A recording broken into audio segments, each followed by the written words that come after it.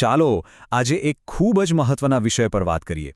PAN card અને income ટેક્સના નિયમોમાં કેટલાક મોટા ફેરફારો આવી રહ્યા છે અને આ ફેરફારો એપ્રિલ 2026થી લાગુ થવાના છે, જેની અસર આપણા બધા પર, ભલે આપણે નોકરી કરતા હોઈએ કે બિઝનેસ, ચોક્કસપણે પડશે. તો ચાલો સમજીએ કે આખરે શું બદલાઈ રહ્યું છે અને આપણે એના માટે તૈયાર કેવી રીતે રહેવું. સૌથી પહેલો અને મોટો સવાલ જે કદાચ બધાના મનમાં હશે, એપ્રિલ 2026 પછી પેન કાર્ડનું શું થશે? શું એ કામ કરતું બંધ થઈ જશે? તો આખરે આ બધા ફેરફારોની આપણા પર શું અસર થવાની છે, આ જાણવું આપણા સૌ માટે ખૂબ જ જરૂરી છે. તો સૌથી પહેલો અને કદાચ સૌથી અગત્યનો ફેરફાર છે પાન કાર્ડને આધાર કાર્ડ સાથે લિંક કરવાનો.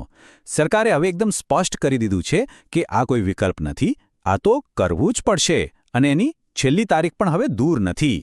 જી હા, આ તારીખ બરાબર યાદ રાખી લેજો, 1 એપ્રિલ 2026. જો આ તારીખ સુધીમાં કોઈનું પણ પાન કાર્ડ આધાર સાથે લિંક થયેલું નહીં હોય તો તેને નિષ્ક્રિય એટલે કે ઇનઓપરેટિવ કરી દેવામાં આવશે. તો આ નિષ્ક્રિય કે ઇનઓપરેટિવ હોવાનો મતલબ શું છે? એકદમ સાદી ભાષામાં કહીએ તો પાન કાર્ડ ટેમ્પરરી બંધ જેવું થઈ જશે.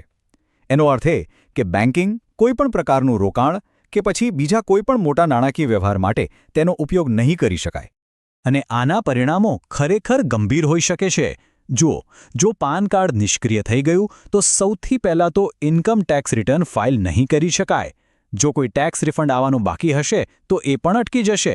અને સૌથી મોટો ફટકો તો ટીડીએસનો પડશે. વિચારો, જ્યાં માંડ 1-2% ટીડીએસ કપાતું હોય ત્યાં સીધો 20% જેટલો જંગી ટેક્સ કપાઈ જશે. મતલબ એક નાનકડી ભૂલ ખિસ્સા પર બહુ ભારે પડી શકે છે.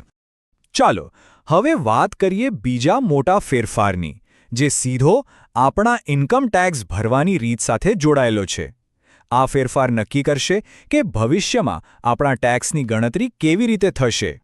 અત્યાર સુધી આપણી પાસે જૂની અને નવી એમ 2 ટેક્સ સિસ્ટમમાંથી પસંદગી કરવાનો વિકલ્પ હતો, પણ હવે નવી ટેક્સ વ્યવસ્થા એટલે કે ન્યૂ ટેક્સ રિજીમને ડિફોલ્ટ વિકલ્પ બનાવવામાં આવી રહ્યો છે.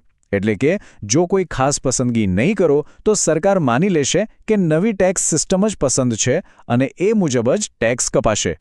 તો સવાલ એ છે કે આ બંનેમાં ફરક શું છે?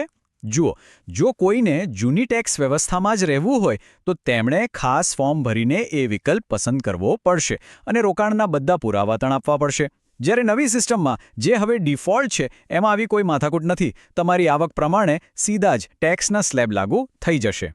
હવે વાત કરીએ ત્રીજા મુદ્દાની, જે છે નાણાકીય વ્યવહારો પર વધતી જતી સરકારી નજર અને ઓળખની ચકાસણી. સરકાર હવે કોઈપણ પ્રકારની નાણાકીય ગેરરીતિને રોકવા માટે ખૂબ જ સક્રિય થઈ ગઈ છે. આનો સીધો મતલબ એ છે કે હવેથી દરેક મોટા નાણાકીય વ્યવહાર પર ઇન્કમ ટેક્સ ડિપાર્ટમેન્ટની બાજ નજર રહેશે. જો કોઈ મોટી ખરીદી કે મોટું રોકાણ કરવામાં આવે તો પેન કાર્ડની વિગતો એકદમ બરાબર હોવી જરૂરી છે, તો સાવચેત રહેવાની જરૂર છે. આ કેવા પ્રકારના વ્યવહારો હોઈ શકે?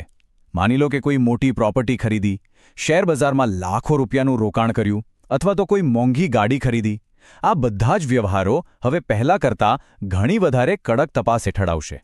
અને હા, નકલી પાન કાર્ડની સમસ્યાને રોકવા માટે પણ એક મોટું પગલું લેવાઈ રહ્યું છે. હવે નવું પાન કાર્ડ કઢાવવા માટે આધાર આધારિત બાયોમેટ્રિક વેરિફિકેશન એટલે કે ફિંગરપ્રિન્ટ અથવા તો આંખની કીકીનું સ્કેન કરાવવું ફરજિયાત બની શકે છે. આનાથી બોગસ પાન કાર્ડ બનતા અટકશે.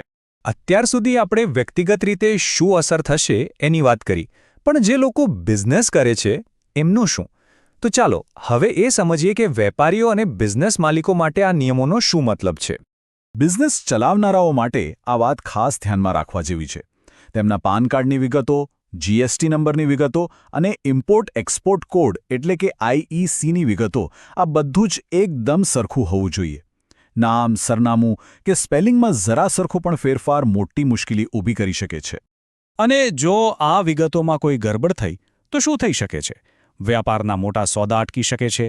આયાત નિકાસ કરતા હો તો માલ પોર્ટ પર જ અટકી જાય એવું પણ બની શકે. અને ઉપરથી ટેક્સ વિભાગ તરફથી નોટિસ આવે એ અલગ. તો આટલી બધી માહિતી પછી સવાલ એ છે કે આ બધા ફેરફારો માટે આપણે તૈયાર કેવી રીતે રહી શકીએ? ગભરાવાની જરૂર નથી. ચાલો કેટલાક મુખ્ય મુદ્દાઓ પર નજર કરીએ જે આપણને મદદ કરશે. તો કરવાનું શું છે? બસ આ 3 સિમ્પલ સ્ટેપ્સ યાદ રાખવાના છે.